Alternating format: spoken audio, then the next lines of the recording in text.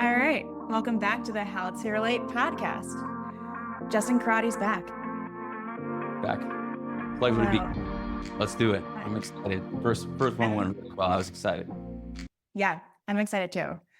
I feel like we scratched the surface on a very important topic and a very relevant one right now. Our young men, what is going on with young men, right? This, from a relational standpoint, from a variety of different standpoints, I think we covered some decent ground. But yeah, where do you want to pick up? This is stuff that we talk about all the time. I'm ready for it. Sweet. So want to get a little nerdy and nitty gritty into some numbers? All right. So we were just talking about the Lost Boys report and even the New York Times article that just came out. Mm-hmm. And how 1 in 7 young men, I think it's between the ages of 16 and 25, are considered NEET, which is non-educated in employment or training. How more women have been surpassing men in terms of attending college and higher education. And I think that's been over the past 10 years. So right now, 58% of women or female identifying people are attending colleges. As students. So now there's even more of a skew with what higher education and then job opportunities look like.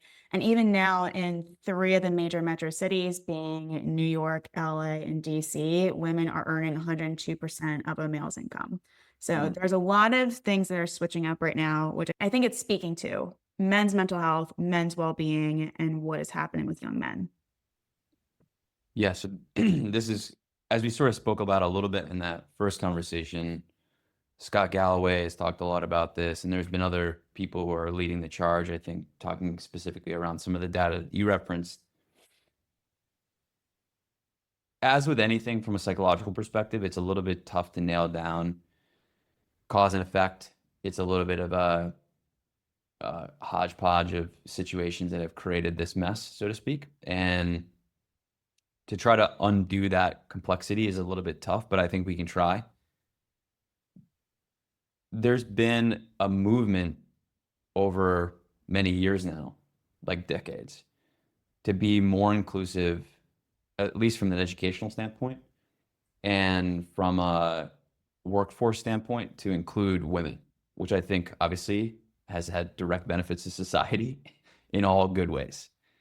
And I think as a result, there's been accommodations and supportive systems at a macro level to allow that to happen, for women to be represented more thoroughly, for them to have greater access to things that historically only men had access to. And so we saw this, I guess, as an example with Title IX, as an example. Higher education became more available to men and women, and the workforce started to change who was in it. Frankly, it used to be male dominated, and now we see, I think, a broader representation socioeconomically, race, and gender, which are all good things. So one of the forces that might be at play here, that I think others have spoken to a little bit more eloquently than I have, but I think we can sort of understand that as those forces have changed at a macro level, systemically, men haven't been paid attention to as much because they've historically held positions of power, held positions of privilege. And so no one really wants to kind of like retrospectively say, well, did we overdo it? Or did we do this in such a way which actually starts to undermine men over time? And no one really feels bad for the previous people in power, right? And I think there's, to a degree, like that resonates, like that makes sense. Like there's no right answer, I guess, in terms of when is the right time to circle back and kind of build back some equilibrium. But I think what the data that you're referencing and some of the data that we're seeing suggests that there is a change to the zeitgeist of how men are being seen at these critical junctures in their life. So, for example, when you're referencing education, workforce type pieces, if the vast majority of men who are enrolled in college aren't actually graduating college, and there's less men going to college or post-secondary education, and then they're also not employed, that should tell us something about what men feel about themselves in the general landscape, like I said, zeitgeist of the United States and perhaps even the world. So I think many men that I work with anecdotally feel disaffected, feel apart from, feel underrepresented, feel as though the system is not there to serve them, but there to serve people who are not them. And as a result, I think become either apathetic and just completely disconnected from whatever systems we're talking about, education as an example, or become violent and aggressive, feel like they've been hard done by, feel like they need to stand their ground, feel like they need to resist some of these changes, feel like the changes are inappropriate, and they feel like they need their voices to be heard. And so I think on the far side of this, we see that sort of behavioral piece from an aggression standpoint. And then on the far left-hand side, we see far more passive engagement, like very apathetic, very disengaged. So there's macro level forces. I think there's also this idea of greater access to resources makes it difficult to understand where my place is in the world. If you think about this from an evolutionary psychology perspective, if you grew up in a village of 100 people back in the day, everyone kind of had a role to fulfill. So like, men would hunt and women would cook and it would child rearing and things like that. It was very, very clear. But when you have a multitude of access points and resources and in a way role confusion, women can be in positions of power and running businesses, men can be at home, but also you can get food delivered to your door in 15 minutes. It's like you have all these niceties in life, a lot of access, a lot of resources. Life is in general, like on a really broad scale, never been easier. It's very hard to find purpose and meaning in that. It's like, well, what am I here to do?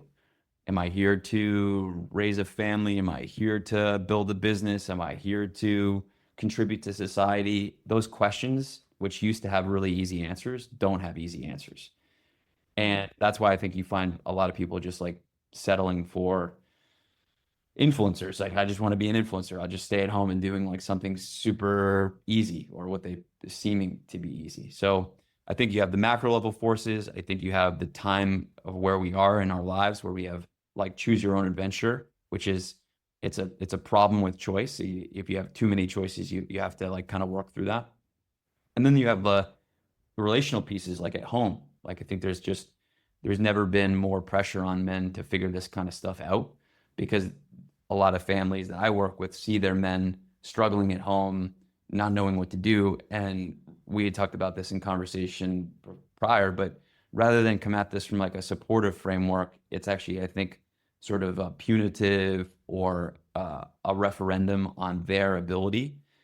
And that's not very productive either. So you have all these forces coming at once, and there's probably others as well, but I think that contributes to some of the data that you're referencing. Yeah, that it's multisystemic and it is kind of hard to go with what block do we choose to poke at, like this giant game of Jenga to see what's loose and to start to move that and see what's mobile. Um, if because when you're working with men, what are what are they saying? Like what's happening for them in their story on a more micro individual level? Well, remember, they're not actually articulating a lot of this stuff. Their behavior is. So like a lot of their behavior is apathetic. A lot of their behavior is disenfranchisement or signaling disenfranchisement. A lot of their behavior has led them to working with me in the first place because they just bombed out of school or they just failed and lost their job, right? So you get a variety of sort of communicated positions as a result of that. That they're either like, this is total bullshit, I can't believe I just got fired, or I can't believe that just happened to me. But I think more often than not, Brittany, I think people are actually just down and out. They feel like they can't find a win anywhere. They keep trying, they keep trying. Everyone's telling them to try harder. You have so much potential. You're so capable. It's how many times do I talk to parents? They're always like, he's such a good kid. He's so capable, but blah, blah, blah. Or he's got so much potential. If only he could X, you Mhm. know? So they're coming to me with, I think, a lot of that in their head. There's like, I need a victory, or I'm suffering, but I don't really know even how to articulate that. And it's also embarrassing to admit this kind of stuff. So it's not easy. Like I don't have a lot of men raising their hand being like, I'm really, really depressed right now. Mhm. So for me, my work is, first of all, sort of normalizing the challenges that are happening, validating the emotional experience as much as we possibly can, but then really depicting through motivational interviewing, for nerdy therapist language here, where you want to go, establishing, let's say, like the North Star, and where you are, which is establishing, let's say, another pole, perhaps for this example, like the South, and really, really making the North Star much more clear. Because I think so much of this has been focused on deficits. So much of this has been what's going wrong, what do we need to fix, how do we reach potential. But all of that presupposes that we even know what the potential is that they want. What's the outcome that they're looking for? Where do they envision themselves going? And for a person who's had a lot of losses, they may not even have clarity around what that is. So then we have to spend time like dreaming. Where would you want to go? What is it that you want? What is your life? What is the life that you hoped would be? And where are you? Right. And so how do we close that gap? So that motivational interviewing is like, well, this is all the stuff that you dream about when you're feeling good or feeling like you're in a stable position, and this is the actions that you're taking right now. Those two things don't line up. So how do we get you closer to that? Mhm. Yeah. It just made me think of even talking to women who date men, and they're like, "Oh, he has so much potential." And I'm like, "Does he see that potential? Do you know if he sees that potential? What does that look like?" Or even talking with other family members of going, "Oh, they have so much potential." And it's like, is it that they see that for themselves? One. And because, and then the other part is what I feel like some people are saying is, I see this potential of how this person could be, and I kinda go, "You see it for what you need them to be." And Hmm. that almost creates even a deeper level of a shame spiral because it's now I'm not living up to your expectations, and I don't see it in myself of how I ever could. Yeah, that's brilliant.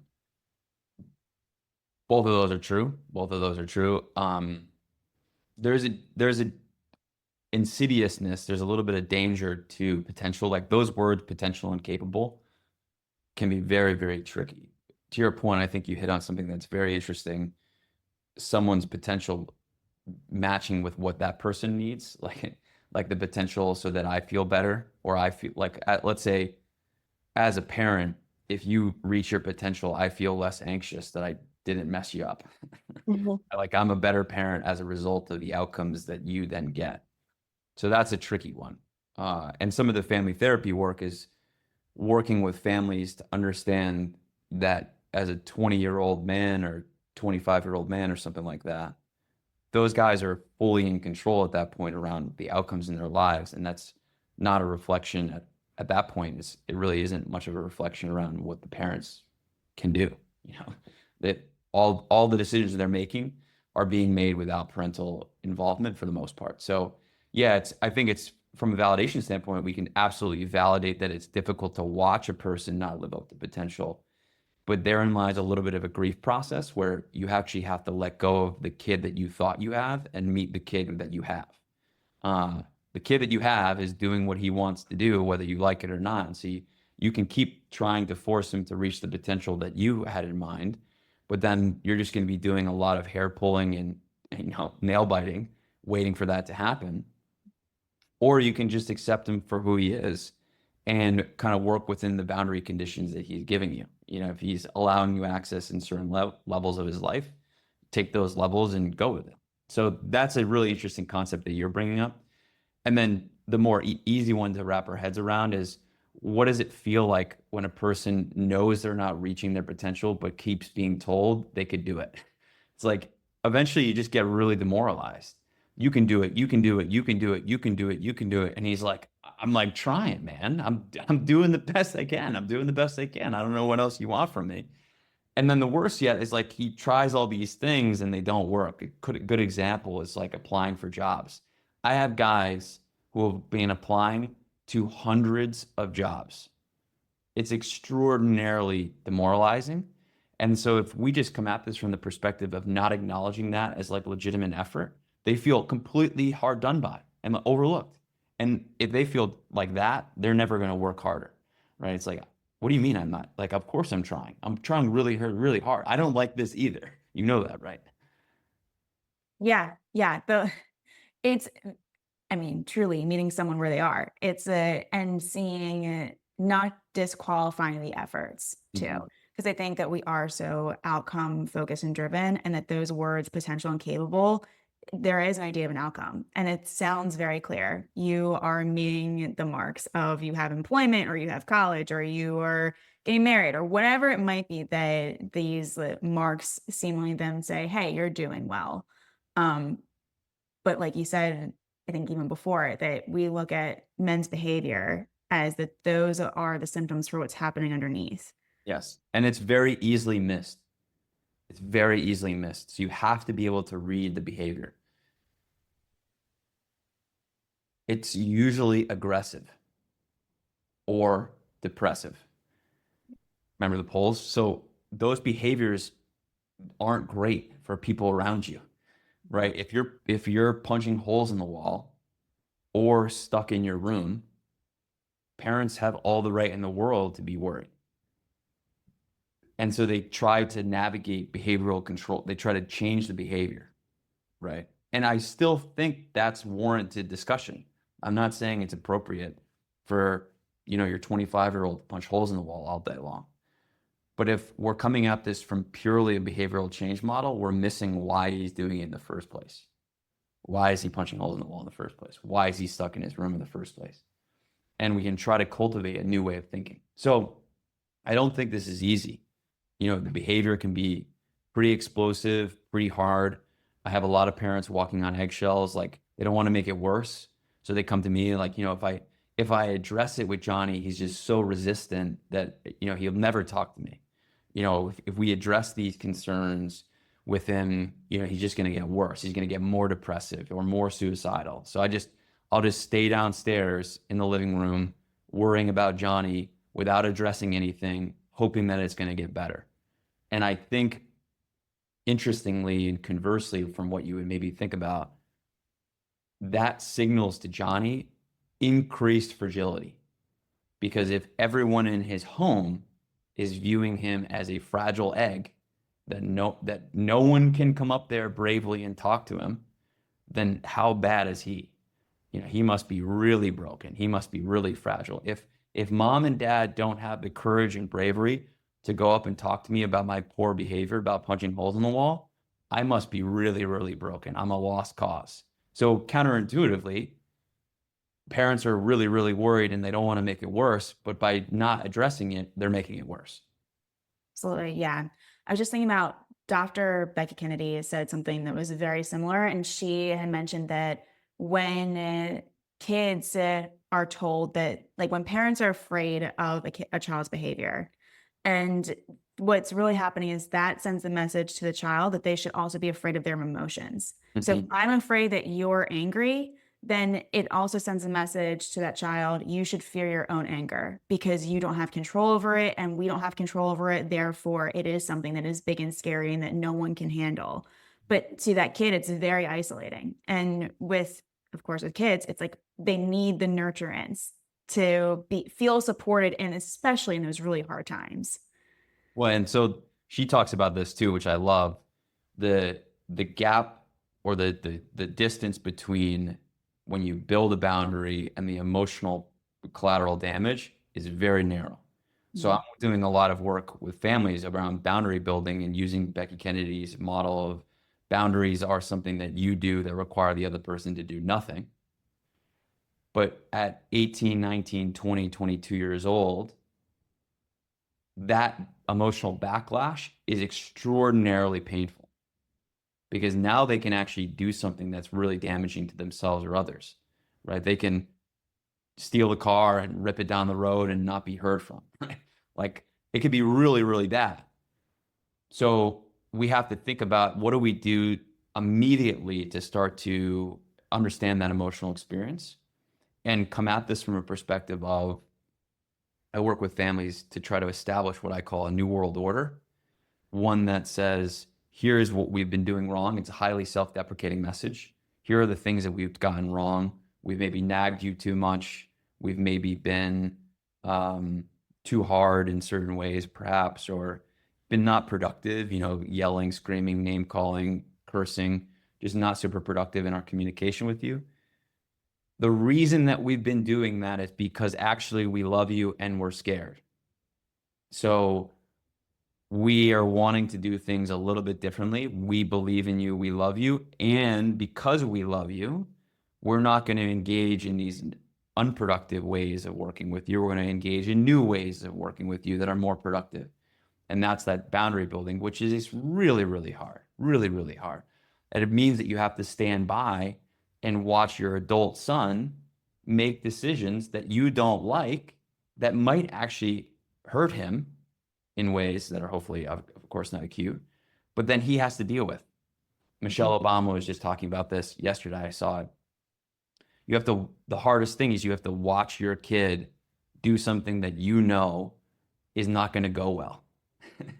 And you have to stand by and let them learn that lesson. That's a really, really hard thing to do. But if you rob them from that opportunity, you get stuck in the same feedback loop that I think we're talking about, where you have these disaffected men dropping out of school, not working, not in relationships, not engaged in community, not engaged in service. It's not good. You have to have the opportunity to learn. Yeah, and taking away those opportunities, like taking away the ability to practice the repetitions. Because then it is practicing what it feels like to be disappointed and what to do with that disappointment or that frustration or those losses as they come. Distress tolerance is like key, right? So you have to learn that failure is a part of this process, and it's a ubiquitous part of the process that you can't just skip over. So you have to learn to handle your distress and not just be either accommodated for, really that's the word. I think it gets kind of misconstrued with coddling, but I think a lot of times we'll just accommodate to the challenges that are happening versus addressing them head on. Well, we could look the other way, or, well, like that's okay. We'll rationalize it away, push it aside. But every one of those decisions ends up being an accommodation that sort of signals to the kid that they can't really handle the distress. And the whole point is to give them the distress so that they can handle it, right? That's what adulting is.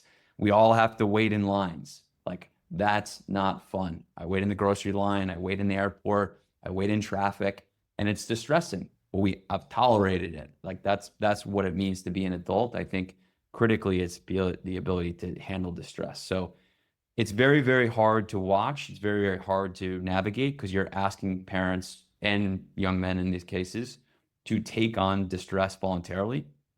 But we know that fundamentally that's where a lot of the learning comes from, so long as we can allow them to learn those lessons and not jeopardize, their safety or the safety of others. Yeah, absolutely.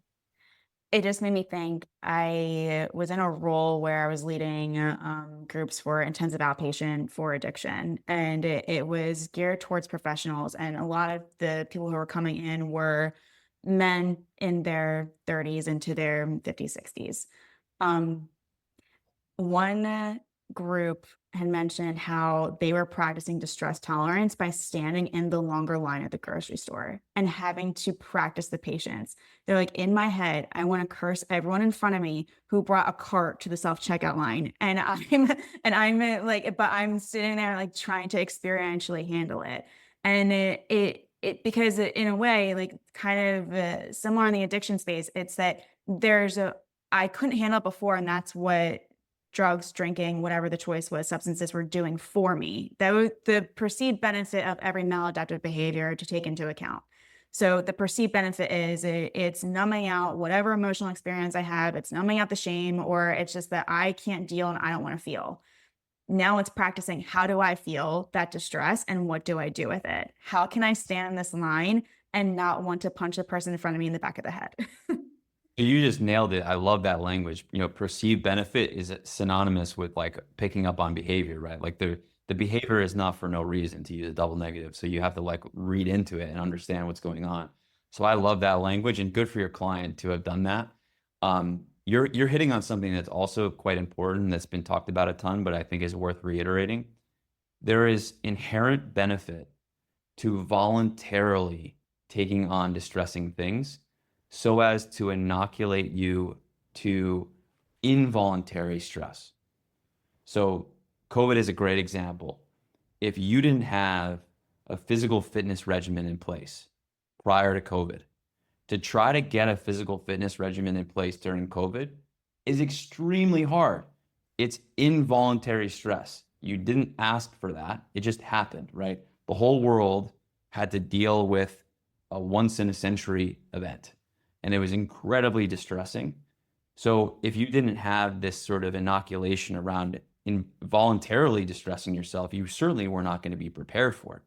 But if you had built in, I have a physical fitness routine, and then something happens that you didn't expect, that allows you to handle that stress much more easily because you've already built it in. And I think that's why, ice baths have been popularized or saunas have been popularized. Clearly there's biological benefits, but it's that voluntary state change. I'm going to voluntarily do something that is going to be inherently stressful so as to protect myself in the moments where involuntary stress comes my way. I'm much more able to handle it. So the guy who's in the grocery line who voluntarily takes that on now has a much better ability to handle stress in future situations when he might get like inadvertently stuck in a queue, like traffic. And he's like, oh, well, I'm used to this. I know what it feels like. I can handle it. Right. I think the element of choice in doing those as well matters.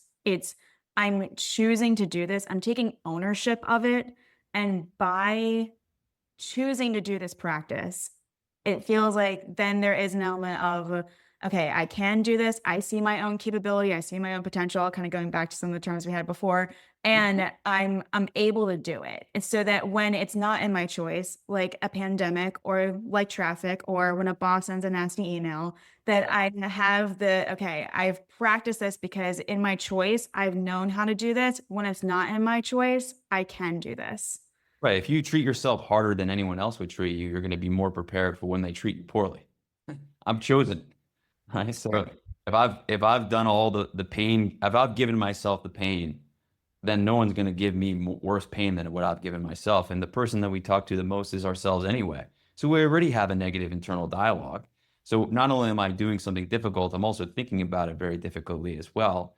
And I'm much more prepared for when that happens. Now, on the flip side, I think like anything else, you can go to extremes. So you have people who are really, really sort of addicted to high intensity kind of things. And as a result, you kind of lose balance in life in understanding like the ability to be more present, for example, and more at peace. And you can become addicted to the stress in a way. Like I'm very accustomed to pushing myself, so that's all I need to do in order to feel good about myself. And you sort of raise the benchmark each time to feel more and more stressed, so that you get that feel good. And I think that's like not super healthy either. So there's a degree to which I think all of this is in moderation, but in general, this concept makes sense for a lot of people because they can experience it and then they can directly apply it in their life. The hard part, that what you're referencing, is the choice in and of itself is very, very difficult. And that's why they say in gyms, like the hardest part was just opening the door, right? You made the choice to go. We talk a ton about motivation in my practice. A lot of people complain about not being motivated. And I just don't think motivation is a requirement to be able to take these actions. You're not motivated to go to work on a Monday. You're not motivated to cook food on a Sunday. You're not motivated to do laundry. No one's really motivated to do any of that stuff. The reason that they do it is because there's a higher calling. There's meaning to it. If I don't cook, I don't eat.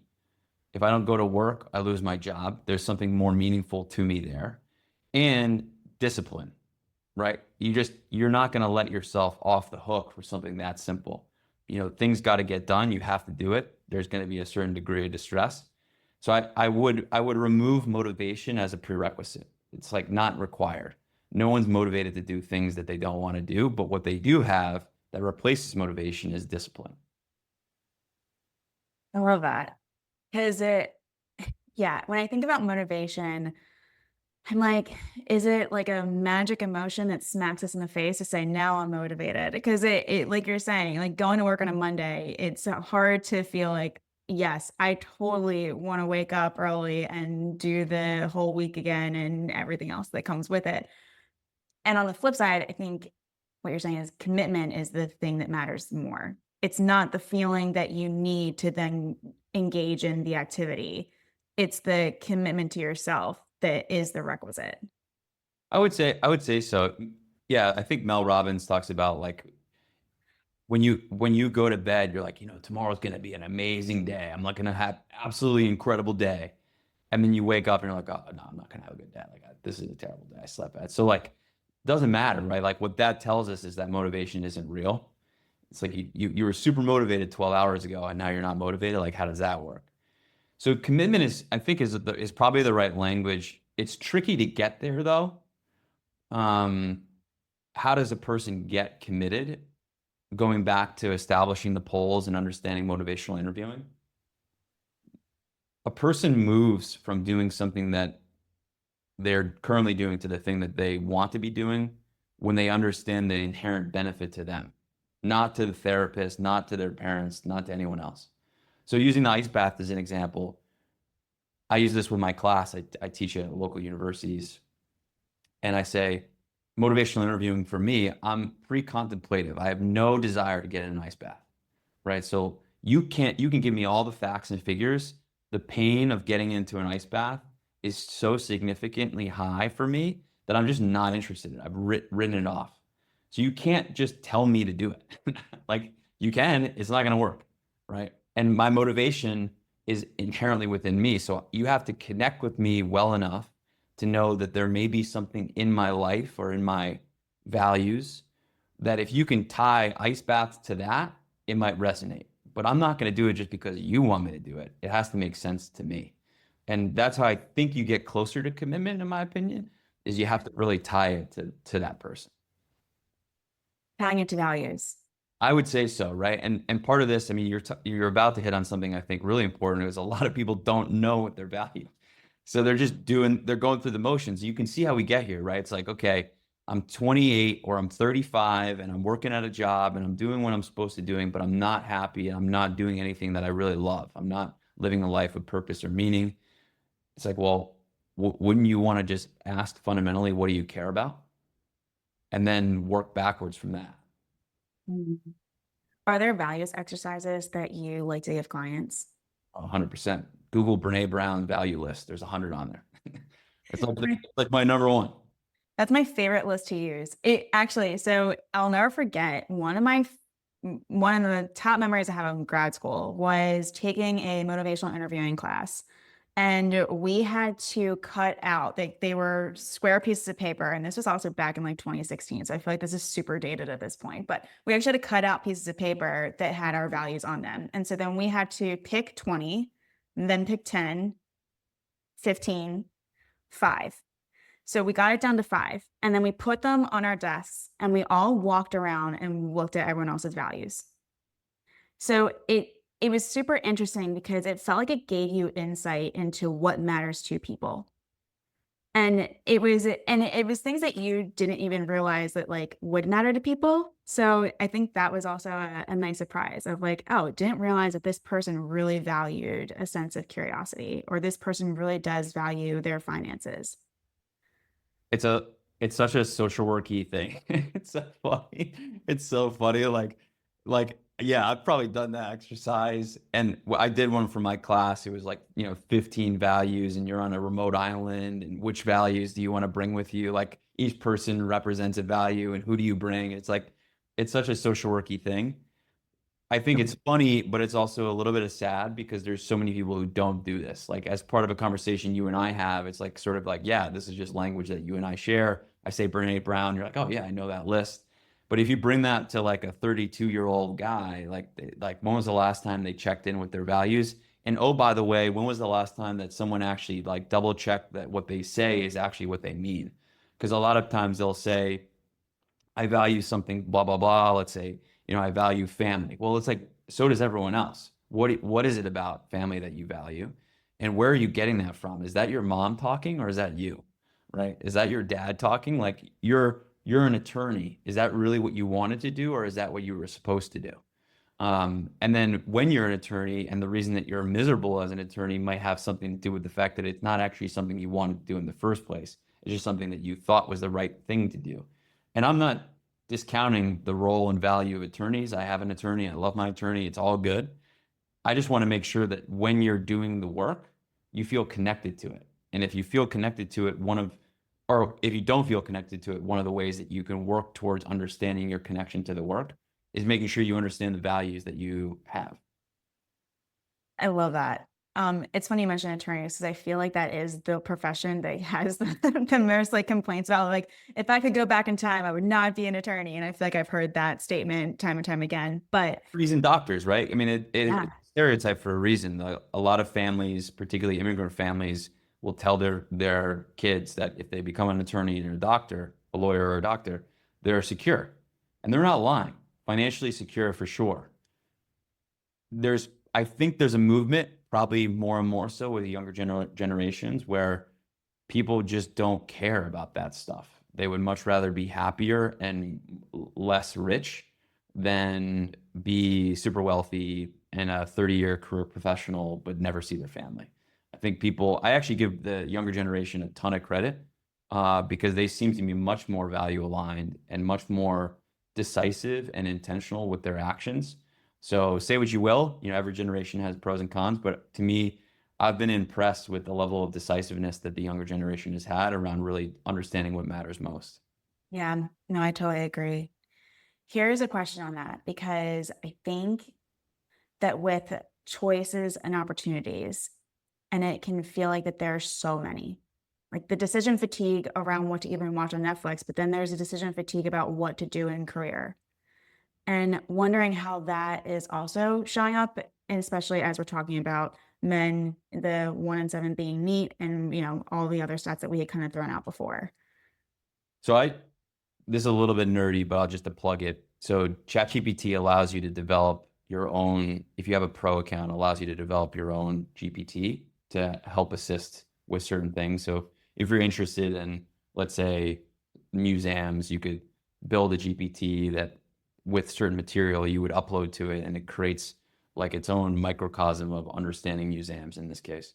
So I've been doing career-based work and consulting for a long time. I work with my clients on it, but I also do external facing consulting work. I was a chief operating officer at a previous startup practice. We grew the practice to a multi-million dollar generating revenue like year over year, doing very well. And so I stepped down from that, but I've stepped into doing more consulting with professionals, like true professionals, not from a mental health standpoint. And in both cases, I've used similar material to influence that work. And that's why I referenced the GPT. I built a GPT. I can send it to you. It's free. You can use it, but you can interface with it, but you get the material that I use. And one of the things that I'll plug a couple things. So there's a book written by a couple Stanford professors. I believe the title is How to Engineer Your Life. They were engineering professors. And they came at this perspective from an engineering perspective. Like if we were to really use engineering as a backdrop to figuring out how to make meaning in one's life, what would we do? So that text is also, I think, fully free if you just Google it, and you can get that PDF. I use that because I think there's some pretty cool points of reference there and just sort of brainstorming around what you care about. Have you heard of Ikigai? I feel like you probably have. Oh, yes. Yeah. Our tool. So that's another social worky thing. Therapists love Ikigai. So Ikigai is another thing that you can Google. That I use that a lot in terms of understanding purpose and meaning. And then I look at like more formal assessments.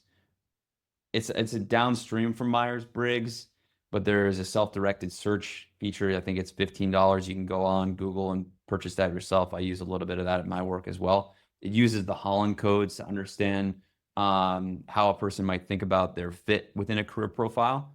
And so when I'm having these discussions, I only give you this because I'm blending all of this stuff plus a lot of my personal experience and the books I've read into trying to understand, more so about what is it that you value, where do you feel like you're most energized in your work, and then I remove. This is borrowed from that book of How to Engineer Your Life. A lot of times you're kind of encumbered by all these responsibilities as an adult. You have a lot of bills to pay, you have a lot of responsibilities. So you don't have a lot of chance to think like a 6-year-old and really daydream. But what I like about daydreaming is it gives you a sense of what you care about. So get off your phone and just like walk around in silence for 20 minutes, and you'll start to notice that your brain just like bops around, and just pay attention to that because that can be a pretty good signal around what you're good at or what you care about or what you want in your life. And that can be the building blocks of getting us closer to understanding where you maybe want to go. So I like this idea of like in any given life, you could probably go in 3 different directions. I could have stayed in North Carolina when I graduated UNC Wilmington, but I came up here, right? And if I had gone down that path or this path, who knows what it would have been. We all have the opportunity to carve out different paths, but I think we have to pay attention to what are those paths offering us? Are the pros and cons worth, the compromise or the cost? Is it coming up to Connecticut worth the cost of staying down in North Carolina? These are things we all have to be okay with. So that's a lot of the work that I'll do from a career counseling standpoint or from a consulting perspective. There's a lot more nitty-gritty detail from a consulting perspective because we're looking at P&Ls and we're looking at negotiation tactics and how to actually like put your business into the end zone and do well. But from just a career counseling perspective, that's sort of my building block stuff. Or, yeah, because it's all in alignment. I'm imagining that from beginning to end, what you're working with for clients in consulting as well as therapy is how are you moving in alignment to get to where you want to go? And how clear are you? And what matters? What are the metrics? And how you're going to get to the outcome, the result that you want, caveats of all the hiccups that happen along the way and all the pitfalls that happen along the way and the distresses that happen. And also, how can you, and then pivoting when necessary in that as well. So yeah, what you want, right? Just be careful because like, for example, you and I both are small business owners. It's like, yeah, that's what you want. But like when it's really, really, really hard, that's what you wanted. This is what you signed up for. So you have to remember, like, it's not supposed to be fun all the time. But if it's in alignment, I love your language there. If it's in alignment, you're on your way. And I should be very clear. I don't have this right either. So it's not like I have it figured out. I'm just constantly checking in on it. So why do I move from one thing to another? Why do I take on one, like, why am I doing this podcast? Right? Well, it's in alignment with something that I'm interested in. So I want to be doing this. I want to create a further reach with people who potentially could find value in these discussions. That's not something that I had before, but I'm allowed to change. I'm allowed to pivot, to use your language again. I want to be clear that it's not supposed to be set it and forget it, and your values are there and you can never move them, or your strategy is there and you can never move it. Rigid on vision, flexible on strategy. Like, have a clear idea where you want to go, but be cool with getting there however you get there. Oh, I like that a lot. That is a great summary of that. Like that's a great tweet. That's Jeff Bezos, I think, had that. That's like an Amazon thing, but it's like you want to be really, really clear around the direction you're headed, and then however you get there, you get there. So like the example I use with my clients is if Brittani and Justin get in a car and we live in New York and we just got to get to Florida. If we end up in Tennessee, are we heading in the wrong direction? If we end up in Texas, are we in the wrong direction? It's like kind of, but we can always turn it around. Sure. Yeah. Yeah. It's when we're talking about how the idea of wanting, I think about this one a lot because I think there's a lot of connotations for people around what that might feel like. For some people, wanting is something that is too selfish to do. For some people, wanting is something I do all the time. And I'm constantly in the chase of something that I'm not even really sure what I'm chasing anymore. And I think that there's a whole lot of spectrum to that. But because when I ask some people, like, what do you want? A lot of times, what I'll kind of get back is, well, what do you mean? And then I ask them, like, what is it like to want? Like, how does that come up for you? What is that? What does that even feel like? What are the obstacles that get in the way? What are the thoughts that come up? Like, what is that even process like? And I think that for some, there is a struggle to access that because kind of what you were saying before, I've been told that I wanted to be a doctor or a lawyer. I've been told that I should want these things. I've been told that these things are the things that matter. And I haven't really taken the time to discern, is that my want or have they been bestowed on me? Yeah. That's another good word, bestowed. I like that. Gonna go morbid, so hang with me. But one of the easiest ways to really, I think, figure out what you would want in your life is just to remember what you're gonna die. So imagine if you had, unfortunately, like some sort of fatal diagnosis that would end your life prematurely. Once you understand the tenuousness of your life, you can understand and appreciate the value of it. And you can get really freaking clear really quickly. So we talked about COVID. Why do you think so many people quit their jobs? It's because they realized right away in a moment's notice that their whole life could be turned upside down and that everything that they ever predicted and thought was possible was no longer predicted or possible. Toilet paper was the number one thing you needed to get, right? It's like, wait a second, why am I traveling to this job that I don't even like to do something that I don't even feel like is meaningful when my life could be ripped out from underneath me at any given moment? And how quickly we forget, right? COVID was not that long ago, but we're like back to normal, right? It's very, very important, I think, for me, I don't want to maybe sort of portray this as like a universal thing, but one of the easiest ways for me to get centered is to remember the tenuousness of my life. This is Stoic philosophy. If you remember that you're going to die, it helps you to get really clear around what to live for. I think when you mentioned COVID, I thought of it as a forced rehab that we all had to go through because we were all stuck and we all couldn't go anywhere. And then we're alone with our thoughts and our feelings and well, Tiger King.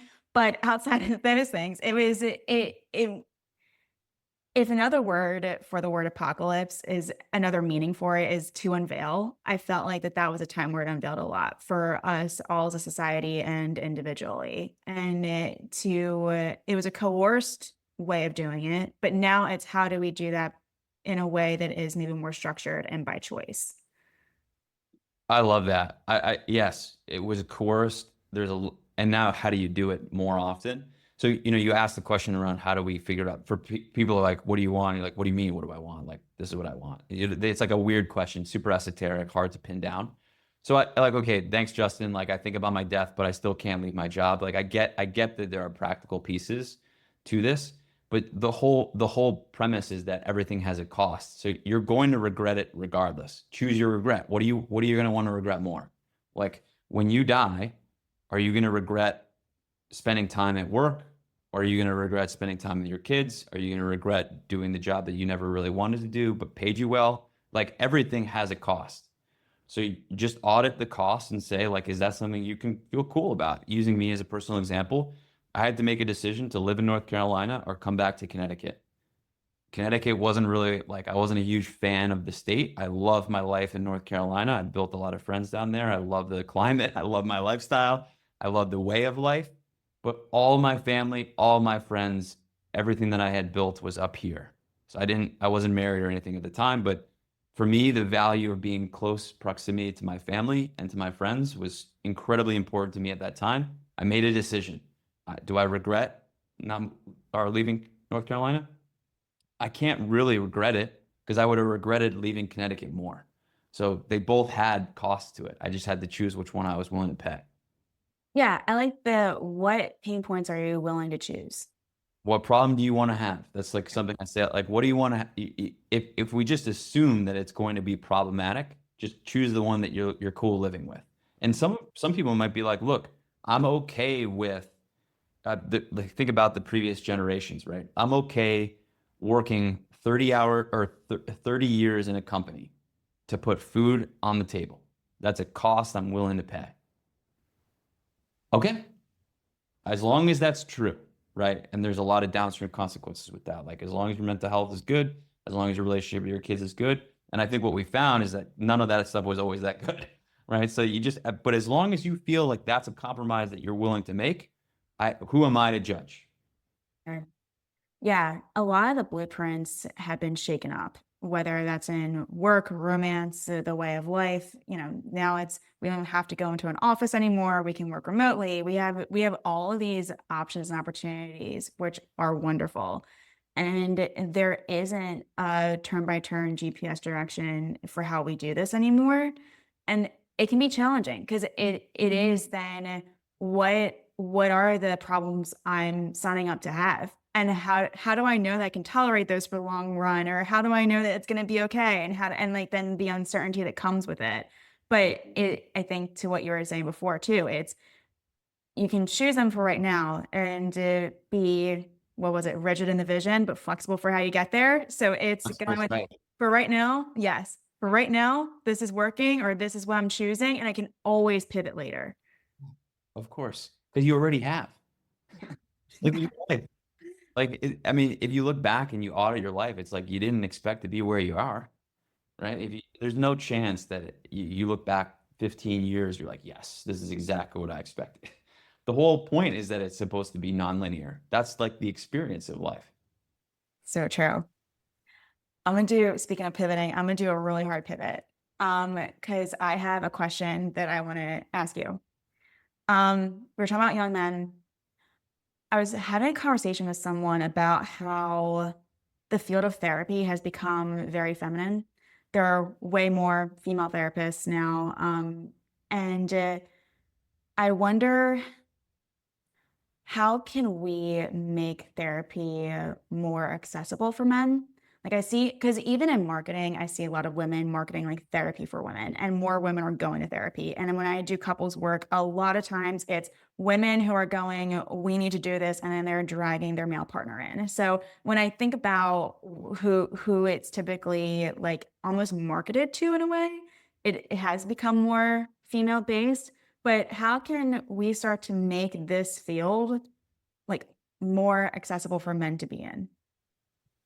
Well, that's a hard question. I don't I know. know, I was about to say, I just threw how I'm can not sure. I'm not sure.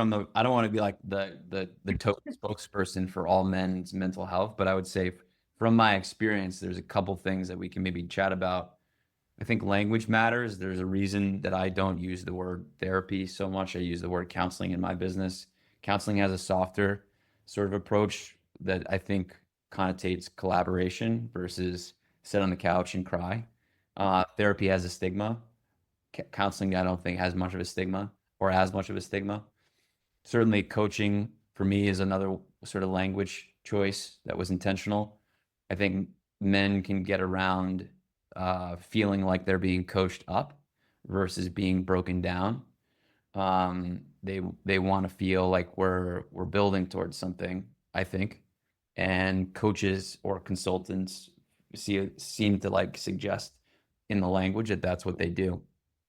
I also think that we talked a little bit about this, I believe, in the first conversation, but if we come at this from a problem-centered perspective only, which looks to just unpack history after history after history, we get to a place where we're not actually building towards anything. So we talked about this today, but this idea of setting forth a little bit of an agenda around who they want to become, where they want to go, and what they're looking for in their life, we have to presume that not everyone is great. Like life isn't going perfect. So even when I'm working with a resistant young person and they're like, I don't want to be here. It's like, all right, cool. I'm not forcing you to be here, but let's just assume there's a reason for you to be here. And let's just assume not everything is perfect.